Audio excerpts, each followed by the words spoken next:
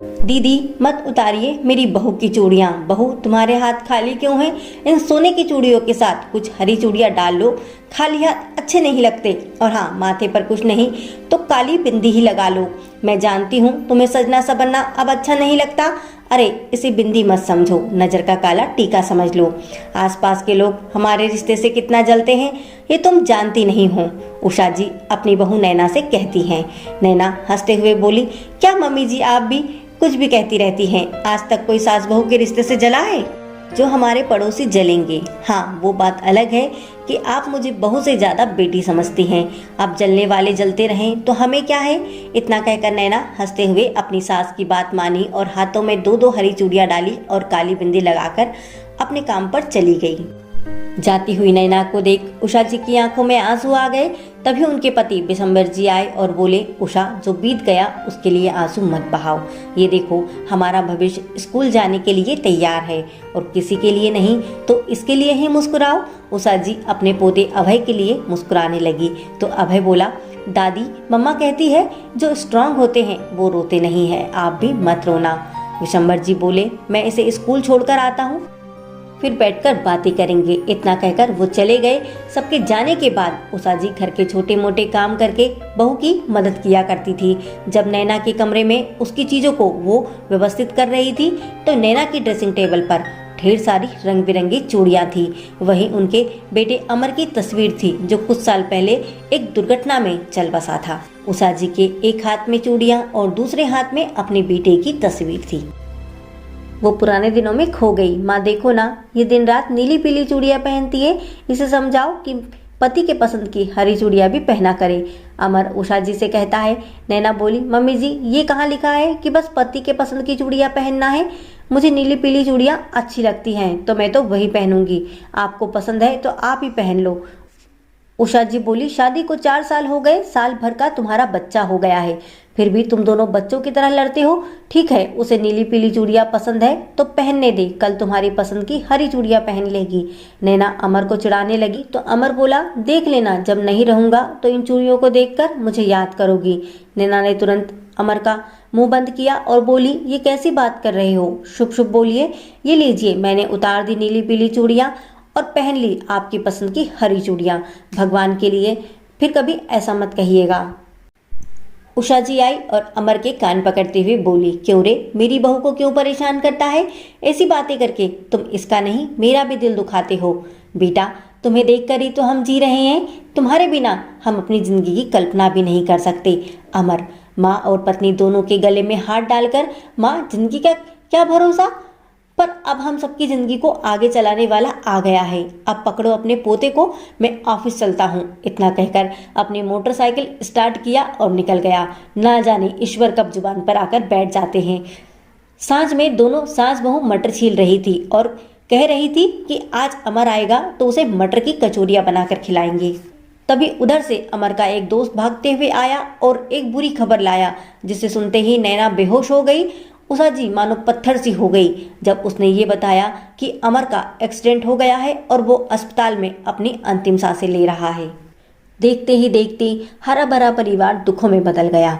जाते जाते अमर ने अपने पूरे परिवार की जिम्मेदारी नैना को सौंप दी थी। नैना ने संभालने का वादा किया। जिन चूड़ियों से नैना को इतना प्यार था, आज समाज के ठेकेदार उन चूड़ियों को भी उतार रहे थे। नैना को होश नहीं था जब उसकी बुआ सास उन चूड़ियों को खोल रही थी। उषा जी पूरे समाज के सामने खड़ी हुई और बोली, दीदी मत उतारिए मेरी बहू की चूड़ियों को, अभी उसकी उम्र ही क्या हुई है। बुआ जी बोली, मानती हूँ तुम्हारा परिवार एक नए जमाने का है, पर समाज के कुछ नियम होते हैं। उषा जी बोली, मैं नहीं मानती ऐसे नियमों को जो बस दुखों की घड़ी में साथ दे। जो नियम हौसला न दे सके, ऐसे नियमों को तोड़ देना ही बेहतर है। जहाँ सब लोग नैना को अभागिन कहकर सांत्वना दे रहे थे तो वहीं उषा जी ने हौसला रखा और नैना से बोली, बहू याद रखो, जीवन में जिद जुनून और हौसला बनाए रखना, तभी मंजिल तुम्हारे कदमों में रहेगी, वरना तो दूसरे लोग हमेशा तोड़ने और गिराने के लिए तत्पर रहते हैं। नैना भरी हुई आंखों से उषा जी के गले लग गई और बिलाप करने लगी। वहीं उषा जी ने बेटे के गम को पी लिया और बहू को हौसला दिया। कुछ घंटे बाद पिशंबरनाथ जी के लौटने की आहट से उषा जी अपनी यादों से भी लौट आई। उषा जी के हाथों में हरी चूड़ियों को देखकर वे बोले, तुम फिर उन पुरानी यादों में चली गई थी। कितनी बार कहा है, जो यादें दर्द दे उन्हें याद मत करो। अपने बेटे के उन खूबसूरत पलों को याद करो जब वो तुम्हें कहता था कि मैं नहीं रहकर भी हमेशा इस घर में रहूंगा। जाओ हाथ मुंह धो लो, फिर इकट्ठे बैठकर चाय पियेंगे। समय बीता। कुछ महीने बाद नैना की बुआ सास आई। वो नैना के कपड़े, उसकी चूड़ियों को देखकर वो मुंह बनाती थी। नैना उस पर ध्यान नहीं देती और अपना काम करती थी। एक रोज जब वो दफ्तर गई तो बुआ जी बोली, उषा, नैना को अमर की नौकरी क्या मिल गई, उसके तो रंग ही बदल गए। देखना उसका मन कहीं और ना लग जाए और तुम सब उसकी राह देखते रह जाओ। विशंबर जी बोले, दीदी जब भी आती हो कड़वी बातें ही करती हो, और जो आप कह रही हैं वो तो हम कब से चाहते हैं। काश नैना की जिंदगी में फिर से कोई आए और उसके जीवन का हर रंग हर खुशी लौट आए। इतना कहकर विशंबर जी दुखी मन से वहां से चले गए। बुआ जी उषा जी से बोली, विशंबर तो समझेगा नहीं, तुम तो समझो। उषा जी हाथ जोड़कर बोली कि दीदी बहुत मुश्किलों से जिंदगी पटरी पर आई है, अपनी कड़वी बातों से मन दुखी मत कीजिए। बस मेरी बहू और मेरे पोते को आशीर्वाद दीजिए। हमने तो जिंदगी जी ली, उसके सामने तो पूरा जीवन पड़ा है। कभी खुद को उसकी जगह पर रख के देखिए तो उसके दर्द का एहसास होगा। इतना कहकर उषा जी चाय पीने लगी। नैना दफ्तर से लौटी और विशंबर जी से बोली कि पापा जी, ये आपकी और मम्मी जी के पूरे महीने की दवाई है। बिजली का बिल मैंने भर दिया है और इलेक्ट्रिशियन को बोल दिया है कि ऊपर के बाथरूम में भी गीजर लगा दे, ताकि बुआ जी को नहाने के लिए नीचे नहीं आना पड़ेगा। और हाँ बुआ जी, आपको समोसे और जलेबी बहुत पसंद है तो वो भी लेकर आई हूँ। कपड़े बदल कर आती हूँ, फिर सबको देती हूँ। इतना कहते हुए नैना अपने कमरे में चली गई। बुआ जी आश्चर्य से नैना की तरफ देख रही थी। विशंबर जी बोले, दीदी देख रही है, ये अपने आंसुओं को पीकर हम सबको खुश करने की कोशिश करती है। थोड़ी देर बाद जब नैना सबको समोसे और जलेबी दे रही थी तो बुआ जी ने उसके हाथों को पकड़ा और बोली, बहू तुम्हारे हाथ खाली क्यों हैं? सोने की चूड़ियों के साथ 2 चूड़ियां हरी भी डाल लो। मैं अपने पुराने शब्दों के लिए माफी चाहती हूँ, पर तुम्हारे खाली हाथ अच्छे नहीं लगते। बुआ जी की बातों को सुनकर नैना की आंखें भर आई। उषा जी नैना के आंसुओं को पोंछते हुए बोली, बहू संसार में बहुत अंधेरा है, पर तुम्हें हर पल उम्मीदों का दिया जलाए रखना होगा। तभी तो तुम्हारे हौसले देखकर मुश्किलें भी अपने आप तुम्हें रास्ता देंगी।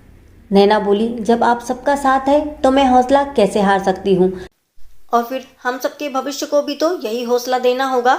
तभी तो इस संसार के रूढ़िवादी नियमों को ये बदलेगा। हम अपनी सोच बदलेंगे तभी तो देखना मम्मी जी, आने वाले भविष्य में हर किसी की मानसिकता बदलेगी। इतना कहकर नैना पहली जलेबी अपने बच्चे को खिलाई और मुस्कुराने लगी। उसकी मुस्कुराहट देखकर सभी के चेहरे खुश हो गए। मित्रों, ऐसा क्यों होता है कि समाज अपनी सहूलियत के हिसाब से अपने नियम बदल लेता है? जो इंसान पहले से दुखी है, क्या आपके नियमों से समाज को उसे और दुखी करना चाहिए, या उनमें कुछ बदलाव लाकर उससे कि इंसान को खुश रहने के लिए प्रोत्साहित करना चाहिए? आपको ये रचना कैसी लगी? आपके अनुभव और विचार कमेंट में जरूर बताइएगा। ये कहानी को मनोरंजन एवं सीख समझकर पढ़ें और ज़्यादा से ज़्यादा शेयर करें ताकि लोगों की मानसिकता बदले। दोस्तों, आपको ये कहानी कैसी लगी कमेंट में ज़रूर बताइएगा, और अगर आपको ये कहानी अच्छी लगी तो please like share and subscribe जरूर करें। जय हिंद, जय भारत। फिर मिलेंगे अगली कहानी के साथ दोस्तों। वंदे मातरम।